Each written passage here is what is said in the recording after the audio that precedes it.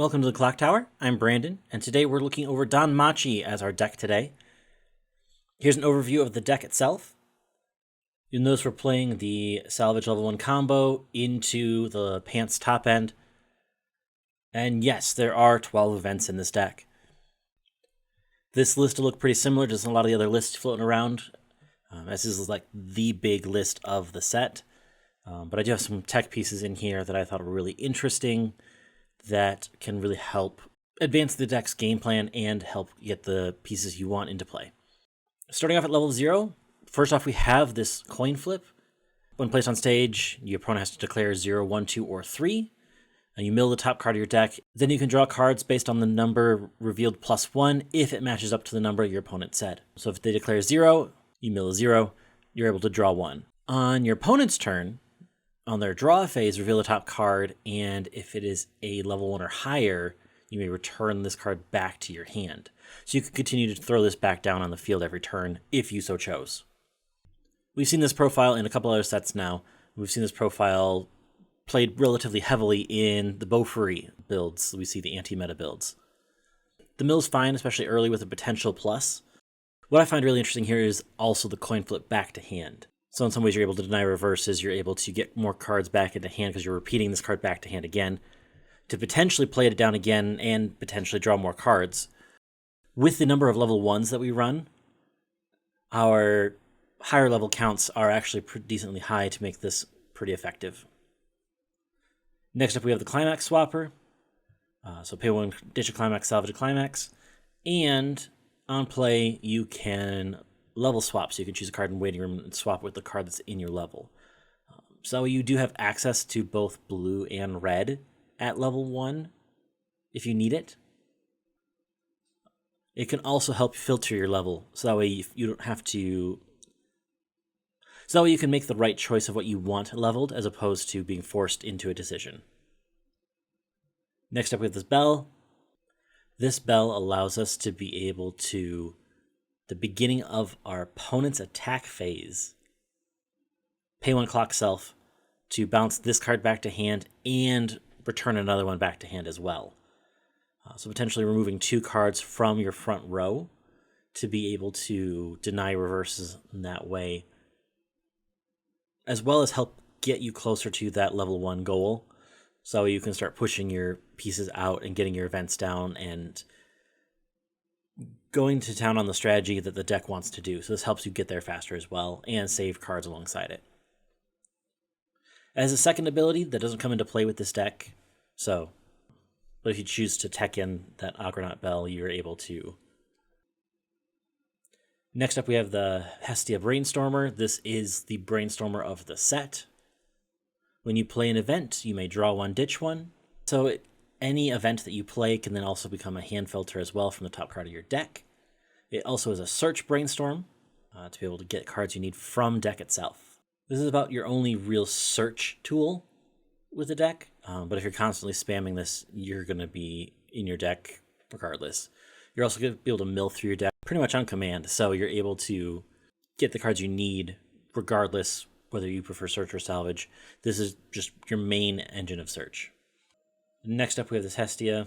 On play, you can look at the top 3, choose 1 event, add it to hand, and discard a card.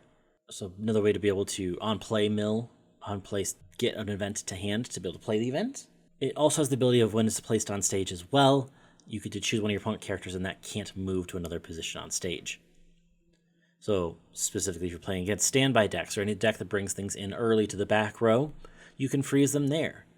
You can freeze runners in place. You can freeze things that would swap around on stage, like Yoshino from Dal. Very useful card in helping to control what your opponent's board looks like. We also then run this PR as well. This is from those PR packs that are being distributed. But when you play an event, you can jump to stock. Notably, you have events that can be played on your opponent's turn, so you can jump to stock on either turn.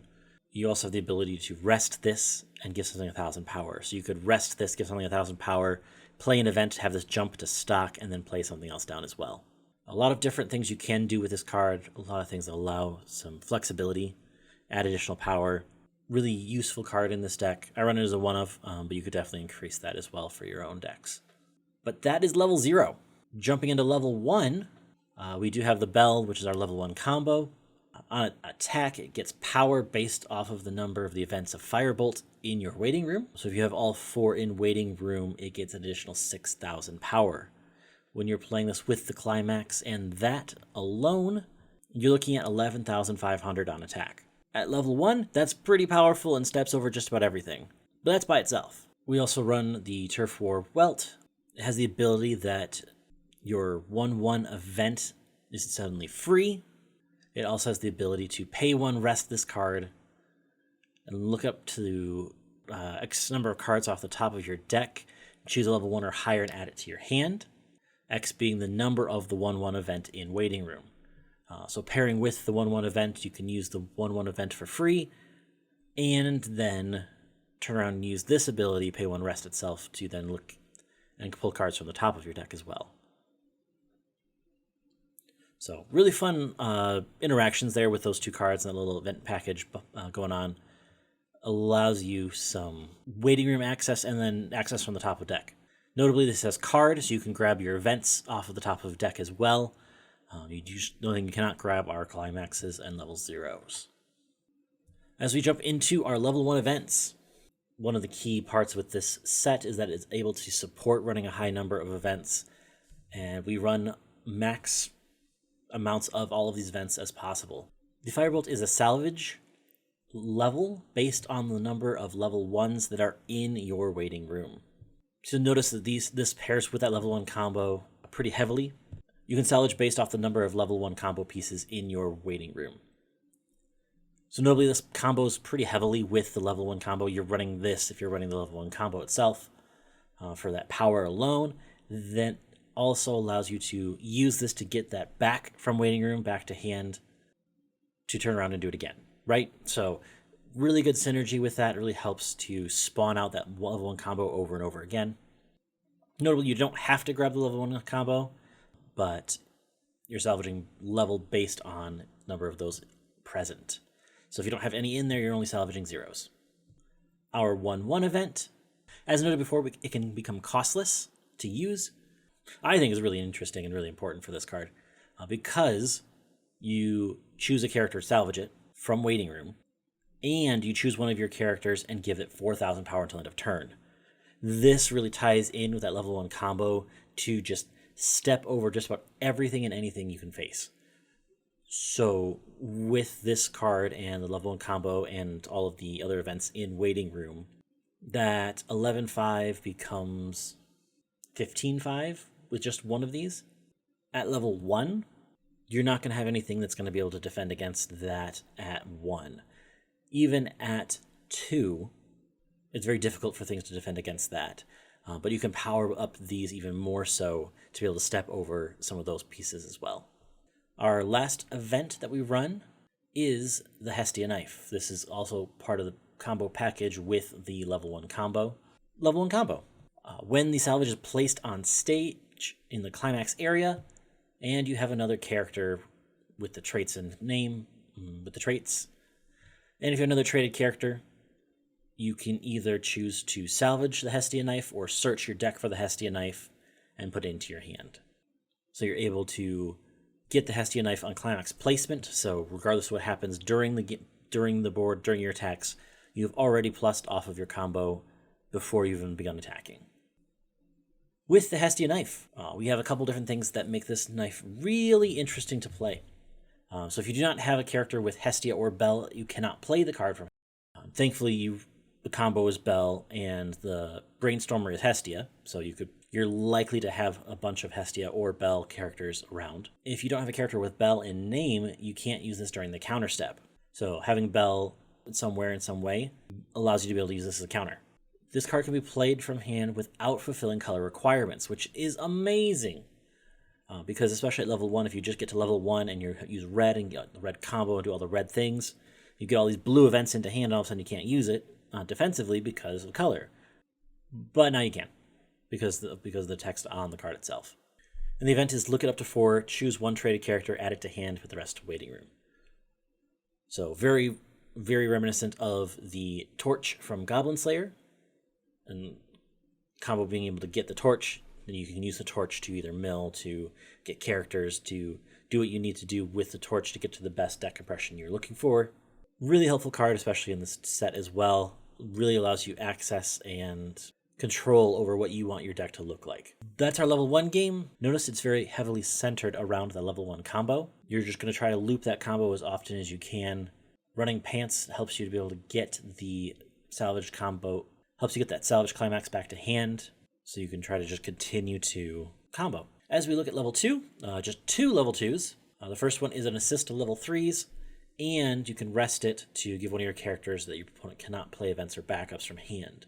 I found this is a really nice tech piece, especially when you're going into a meta that has a lot of tap counter available to it. Dealing damage, you can assign this to one of your characters, and then they can't use it in that lane. So that tries to help you get push damage in the midst of playing around tap counter as well. You run a handful of level 3s, so the assist can be nice, but realistically you have enough power in the set that you don't necessarily need the power from the assist itself. We also then run the 2-1 Hestia. On play, blink, so you can bounce your opponent's character to memory and back, and pay 1, pitch 1 to half Fumio, so leave 1 climax out of your opponent's waiting room, shuffle everything else back into your opponent's deck.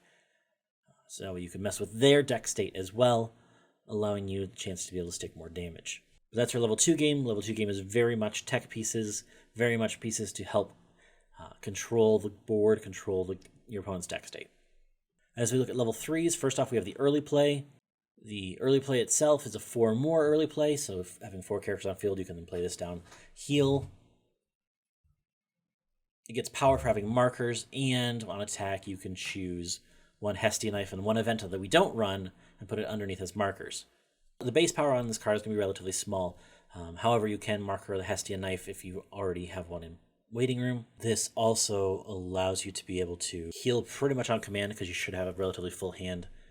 Getting that heal down at 2 is helpful. This is our only real heal until we get to our level 3 combo pieces. At level 3, we have our level 3 combo. Gets 1,000 power for each other character in the back row, so it gets up to 10-5 if you have a full field of back row support. But the power is not really as important because you're going to use this as your game closer anyway. Just being aware that it's relatively small in the power scale. On play, you can stock heal. So discard a card, heal to stock. You can choose one of your characters, and that character gets +1 soul until end of turn. And the ability that when damage dealt by this card is canceled, you may burn 2. It's a really interesting combo, especially because this only really requires 4 stock to make this happen if you have a full hand. The combo itself is free, so you don't have to pay anything additional in regards to that. It's really interesting that you can stack this all up in a single lane, so you get an additional +3 to that attack. Which with the combo would push at a +6 on attack. That would then turn into burn 2 3 times if that damage is canceled. So pretty lethal way of trying to close out your opponent. Also, because it grants 1 soul at one time, you can also try to use this as like side attacks as well if you're trying to deal more exact damage. So very flexible top end regarding that, even relatively cheap top end as well, so you can invest more resources into that early mid game to clear your opponent's board, to force your opponent to spend more resources than they would like to every turn. Last up, we have the Goddess Hestia. When you play this card down, you can bring a card onto field for free and give that card an additional 2,000 power. You can also, when it's placed on stage, ditch a card from your hand to waiting room, and if you do, all players refresh their decks. So this allows you to be able to refresh your own deck if you're getting too far in damage. This also forces your opponent to refresh their deck as well, especially if they were compressed already. Again, looking at this deck as a whole, at the top you can finesse your opponent's deck to be able to stick the damage you need to win. In the mid game, you're board clearing, you are constantly trying to recur that level 1 combo.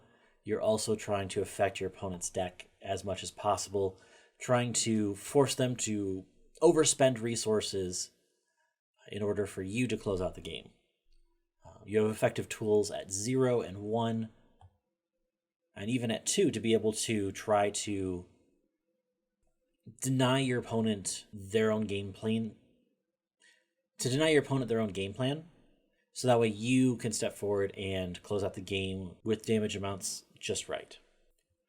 With that, looking at potential gameplay strategies, you're looking at 0, just trying to build up resources, deny reverses, keeping cards in hand ready to go. You have a bunch of tech pieces to help you out throughout the game as well. At 1, you begin your game plan, playing your events, playing your combo, getting your events back to hand, just constantly cycling through those as you go. Level 2, giving you more tools to be able to continue board clearing, especially as some of their bigger pieces come onto field. And our level 3 game can close it out. Relatively straightforward for Danmachi. Like the game plan itself is relatively simple, right? It's get to 1, combo, keep comboing until you get to level 3, combo to the end. So just trying to recur that combo as often as possible, getting the power that you need. Notably that the power from level 1 combo is not attached to the combo itself, so you don't need the climax to clear board. It's just convenient to get resources back to hand. Notably, all of your power is like on attack or on your turn, so you're not going to win board defensively as often. So you're also going to be spending resources to kind of replenish that. So that's why comboing as often as possible would be great, because it can replenish your hand for the resources you need. Thanks so much for watching. Glad you could be here and join us with this. On Thursday, we're going to have some gameplay. On Tuesday, we're going to have a clock talk, kind of going over some of the stuff that we saw in the stream on this past Wednesday. Looking at some of the information that was provided to us in the stream, as well as the notable absence of some information that was provided to the stream as well. Giving us some insights as to what we're going to be looking at going forward. Namely, notably that Mushoku Tensei is currently not on the ban list for English. So looking at the next competitive tournament scene being Rumble Online, where this set is able to be played, one of the main contenders from Springfest coming into Rumble also unbanned, even despite the high percentage of players that were playing said deck and topping with said deck. It should be interesting to see what that looks like going forward. And with a less than a month away from that tournament, we are going to be actively following and watching and observing what's happening as we prepare for it. So again, thanks so much for watching, and until next time, have a good one.